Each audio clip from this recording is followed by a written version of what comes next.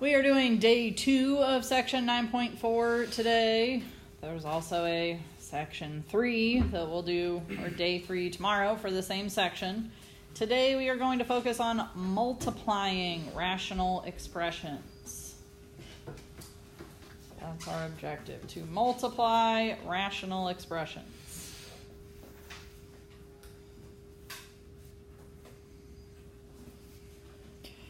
All right, we've got some quick, easy steps. At least they're short and sweet steps for doing this. To multiply, we first factor the numerators and denominators of both fractions. Cancel where you can. And finally, multiply straight across.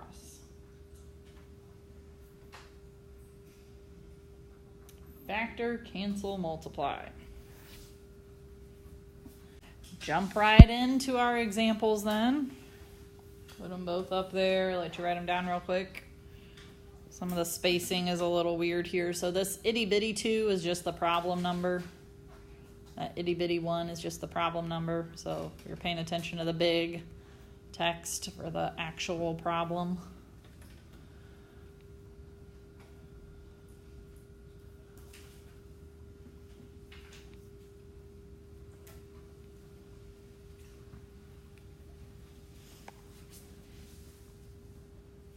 All right, on number 1, I'm going to take away number 2, but I'll bring it back in just a minute if you didn't get it down yet. On number 1, let's follow those steps. So, in both of our numerators and our denominators, is there anything that we could factor? No, because these are all monomials. Good. So these are all monomials. There's really nothing that we can factor. So we're just looking to simplify or cancel things out before we multiply straight across the top, straight across the bottom. So does anybody see anything that I could reduce or cancel? Yes. What? 4 and 12.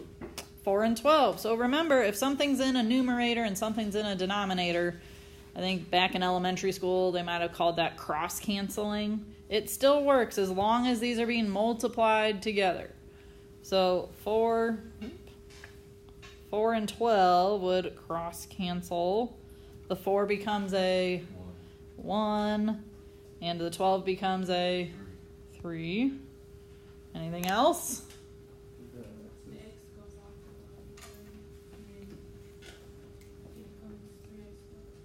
Good. So the x's are also going to cross-cancel. So it's gone completely from the numerator, or you could put it like times 1 there if you really want to, but you don't need it. And then down here in the denominator, 4 minus 2 is 2. And the bigger exponent started out in a denominator, so that's where the x belongs. One more thing. The y. What happens to the y's? They both cancel out completely, so the y's are just totally gone, totally canceled out. So in our numerator, if we're multiplying straight across our numerator, we're left with 1 times what? 7. What's 1 times 7? 7. And in the denominator, we're left with 5 times what? 5 times 3x squared. So 5 times 3 is 15, and it has a x squared with it. And then we're done.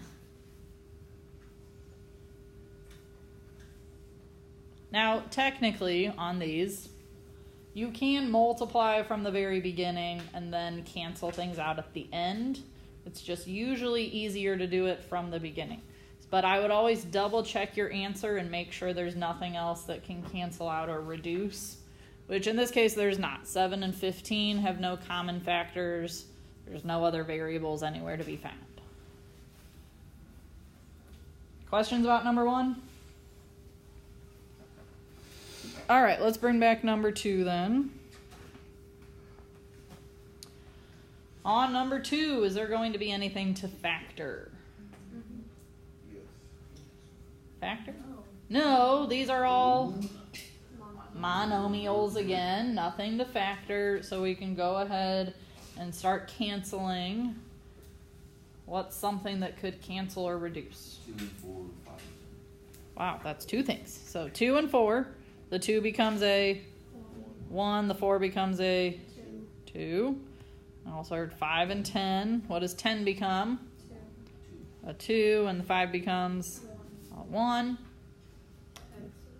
The x's can reduce. What are we left with, and where does it go?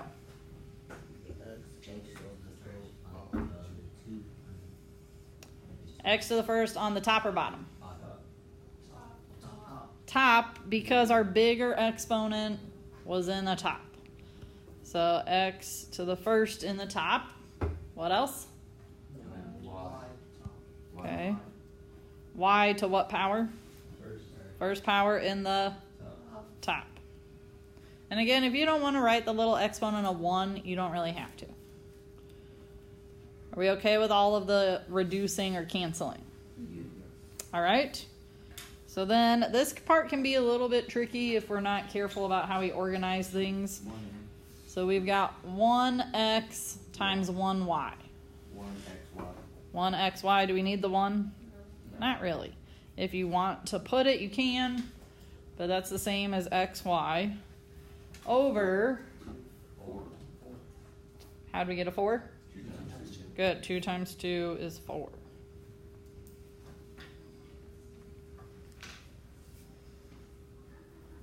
Questions, concerns? Easy peasy? Okay, again, we should double check at the end. Is there anything else we could reduce or cancel? Answer is no, so we move right along. To number 3. I'll go ahead and put 4 up.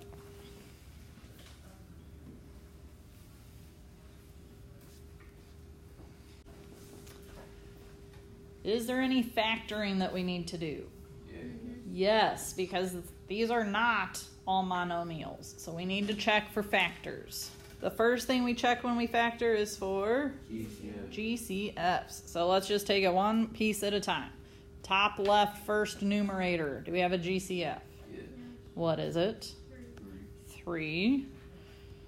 So I'm really just going to set up the whole problem all over again and just fill in. I need more space than that.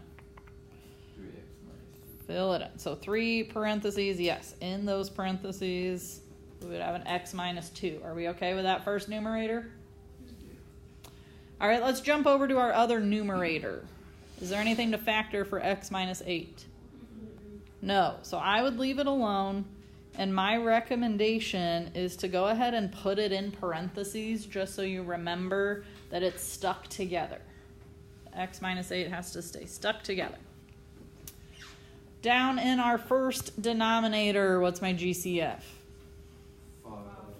5. And what goes in parentheses? X minus 4. Good. And then we go over to our last denominator. My GCF is 5. 5. 5. X minus 2. And we're left with an x minus 2. Questions on just the factoring step? All right, so then we look to see if anything is going to cancel out. Good, the x minus 2's. So there's one in a numerator and one in a denominator. They can cancel out. Anything else? What about those 5's? Yeah. No, they can't. They're both in a denominator, so they can't cancel out if they're both in the same space. So if they're both in a denominator, it doesn't cancel. So that's all that we can cancel out. So in my numerator, 3x I'm left with 3 times x minus 8. What about my denominator? 10. Careful. 10x minus 4. Careful. 25. 25. So we're multiplying. So 5 times 5 is 25. And then the x minus 4. Don't worry about distributing things back in. At least not for right now. We want to make sure that we can see that everything that we could possibly cancel out got canceled out. Okay. Questions, concerns? We're going to leave it right there. We're ready for number 4 to come back? Okay. Let's bring back number 4. I'm going to probably have to erase some of number 3 when we start on number 4. So make sure you got all of number 3 down.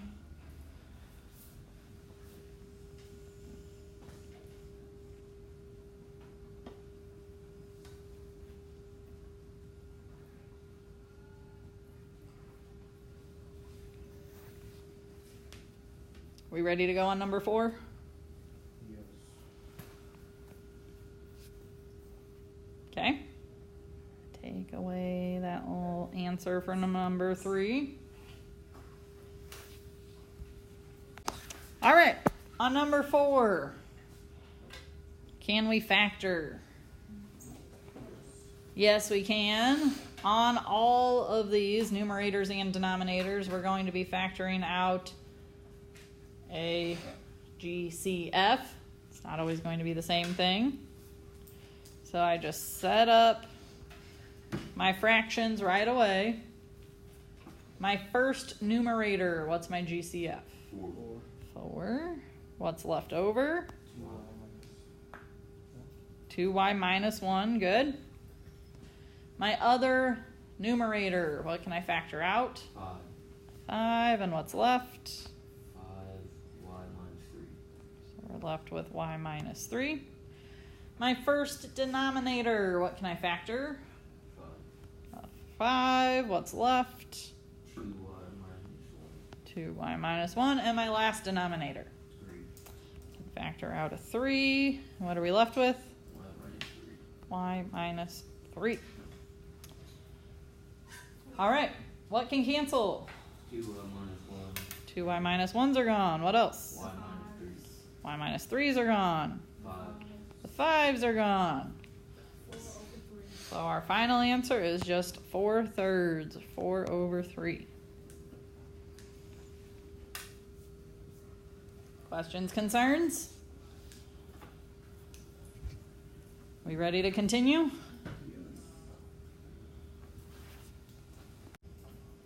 All right, let's talk about 5. I'll bring 6 back in just a minute. On number 5, the first thing that we should do is what? Find a GCF. Factor, which in this case means looking for GCFs. So my top left numerator, what's my GCF? 2. What's left over? X plus 6. My other numerator, what's my GCF? 2 again. What's left over? X minus 3. Questions about factoring a GCF from our numerators? All right. First denominator, what's my GCF? 3. What's left over? X minus 3. Other denominator. Staying the same. There is not a GCF, so it cannot be factored in any way. And again, I would recommend when that happens, just throw in some parentheses around it so that we remember it's stuck together. After everything's factored out, what do we do? Cancel out the x minus 3.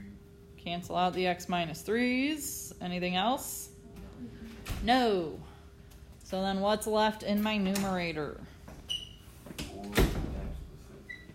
Good. 4 parentheses, x plus 6. And my denominator? 3, 3x plus 8. 3, and then parentheses, 3x plus 8. Again, I would not worry about distributing those through because we want to be able to see that we've got it simplified as much as possible. So if we were to distribute, we'd be undoing all that work we did by factoring. Questions, concerns? Okay. Then let's bring back number 6. All right, on number 6, we do need to factor some of these. but not all of them are GCFs. What else do we have to use? Difference of squares. All right, so let's take away that answer so we can show our factor step for number 6. So our top left numerator, what will that factor into? X plus 2, x minus 2. Good, difference of 2 squares factors to x plus 2, x minus 2. Times, what about our other numerator? Stays the same. Good, stays the same. Nothing to factor there. Throw some parentheses around it to keep it stuck together. All right, left denominator. X plus 1, x minus 1. Good, it's another difference of squares. X plus 1, x minus 1. And our other denominator. X parentheses x plus 2. Very good. It has a GCF of an x, so x parentheses x plus 2. What questions do we have about the factoring step?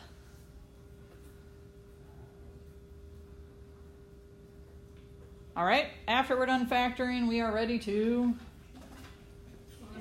cancel. What's canceling? X plus 2s. X plus 2's are gone. X plus 1s. X plus 1's are gone. That's all that's going to cancel out. So what's left in my numerator? X minus 2. And in my denominator? X minus 1. Good. X times x minus 1. Questions on 6?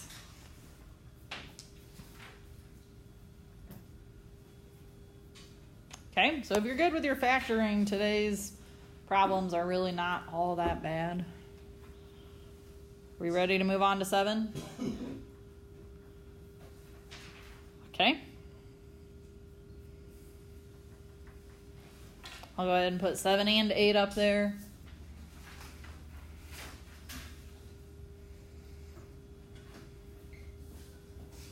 I'm going to take away 8 briefly so that we can have room to talk about 7.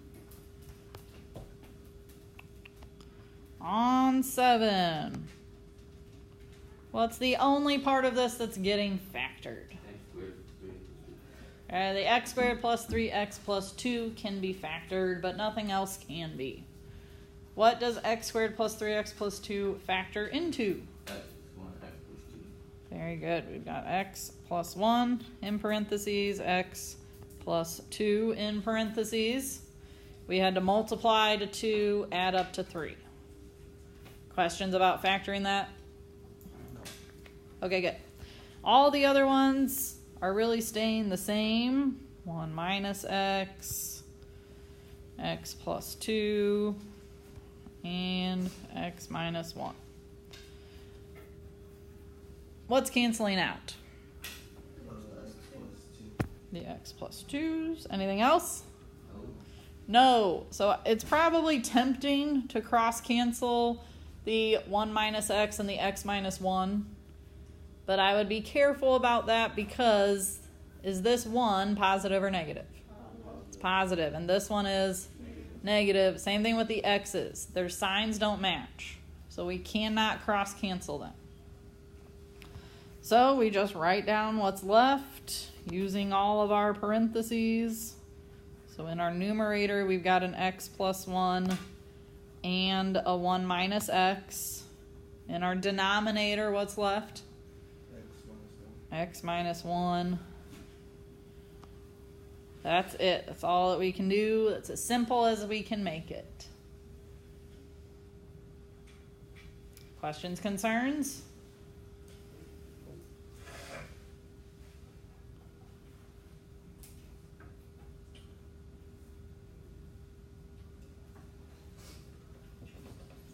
Okay.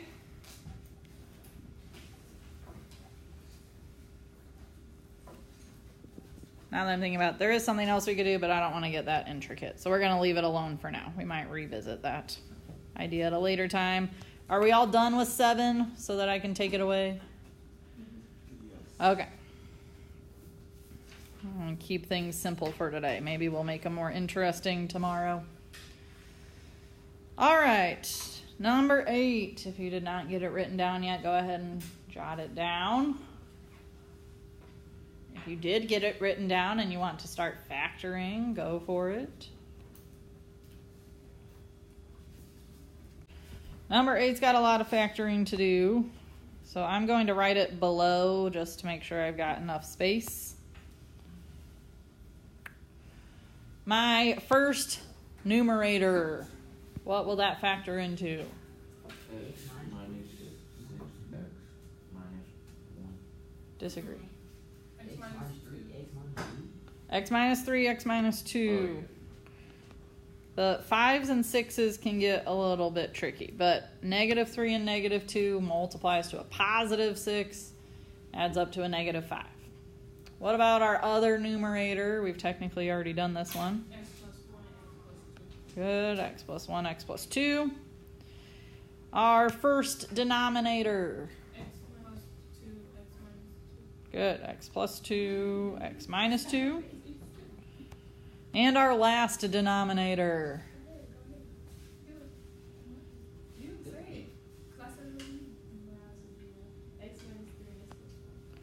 Thank you. X minus 3, X plus 1. Good teamwork on that factoring.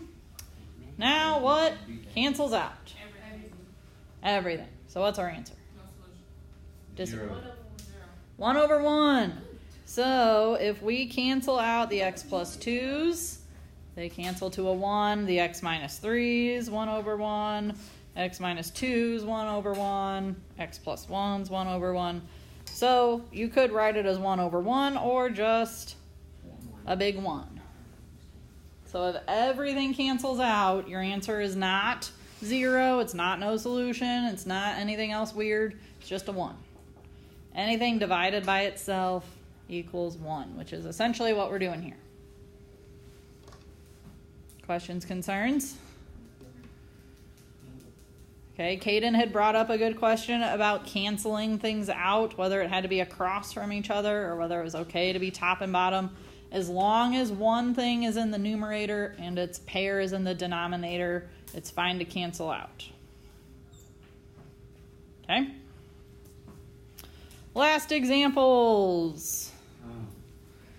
I'll give you a moment to think about those, especially number 9 you should be able to do. Number 10 we'll definitely go through together a little bit slower just because we're going to have to be careful how we factor the numerators. Not too slow. I'll give you a few minutes to think about those, get those copied down, and we'll talk about them. All right, let's go through 9 and then we'll talk about 10 together. On number 9, I'm just going to write it below. I've got plenty of room. How would I factor my first numerator? Good, X minus 6, X plus 4. What about my other numerator? Good, X plus 1, X minus 1. My first denominator.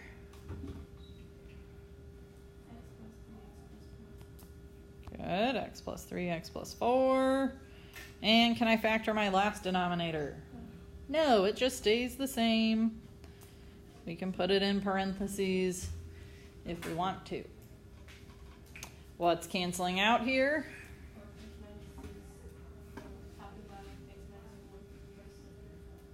Good, X minus 6's and the X plus 4's cancel out. Anything else? No. So when we write our answer in our numerator, what do we have? X plus 1 times X minus 1 divided by X plus 2. Good. X plus 1 times X minus 1 in the numerator. All of that divided by X plus 3 in my denominator. Anybody get number 9 right? Other than Lanaya? Good. Are we ready to talk about 10? To do that, I've got to erase 9. Okay. Let's just clean slate.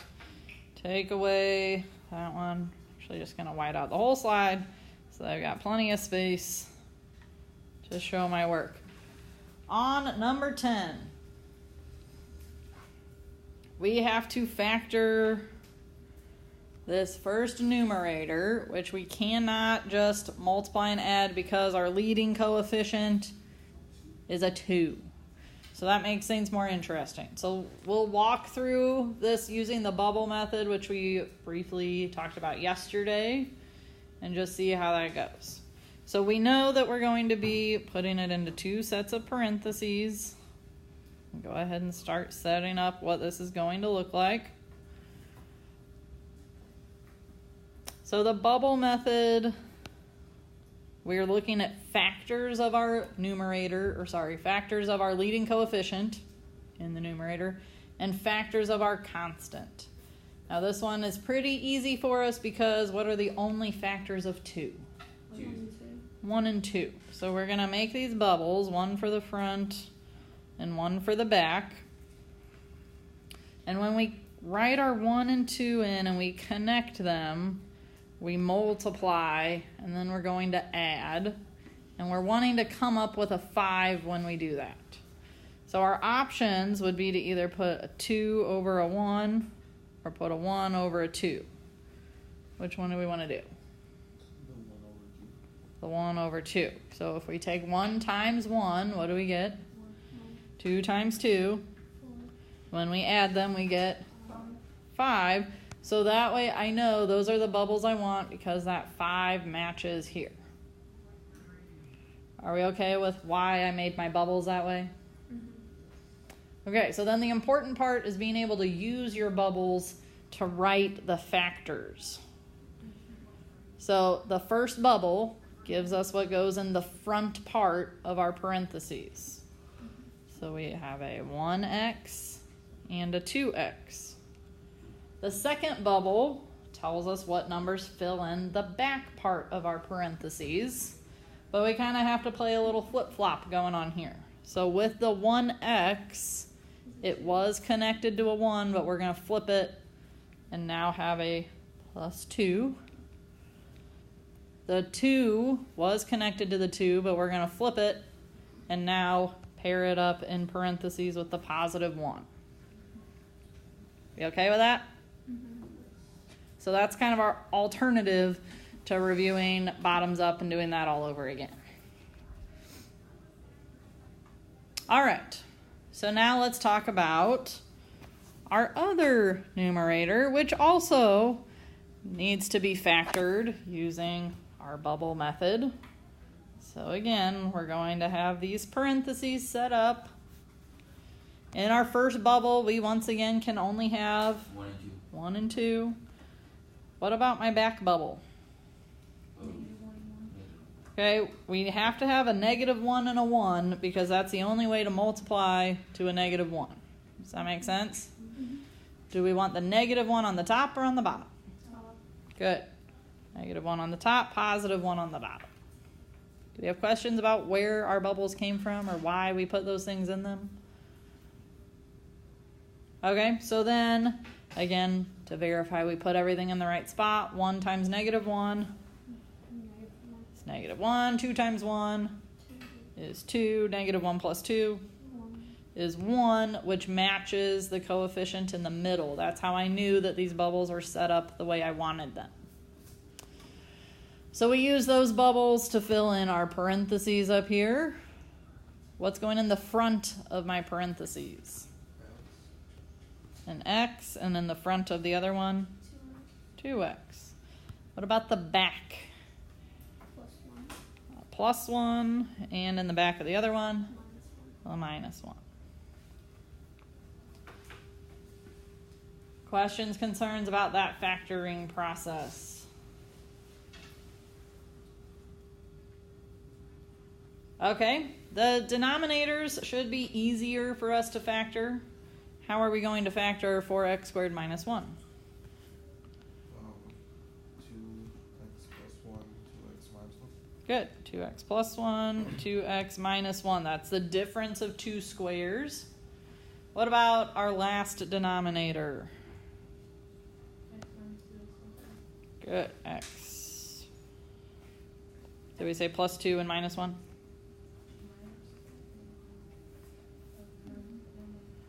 So x plus 2 and x minus 1, those multiplied to negative 2, add up to positive 1.